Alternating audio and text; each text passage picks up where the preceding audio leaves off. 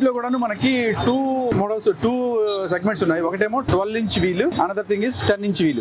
Okay, ఇది వచ్చేసి మనకి 100 కిలోమీటర్స్ రేంజ్ వస్తుంది. Range 100 kilometre.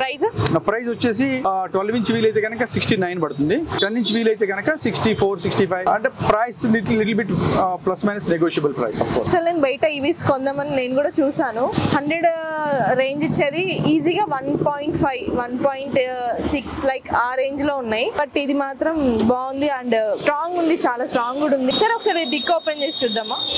ఎన్ని బ్యాటరీస్ ఉన్నాయి సార్ ఇందులో? ఇందులో కూడా మీకు 43 AH బ్యాటరీస్ 5 ఉంటాయి. సో డిక్కీ కూడా స్పేస్ బాగుంది, మన యాక్టివాస్ కి ఉంటది కదా లైక్ ఆ సెన్స్ లో ఉంది.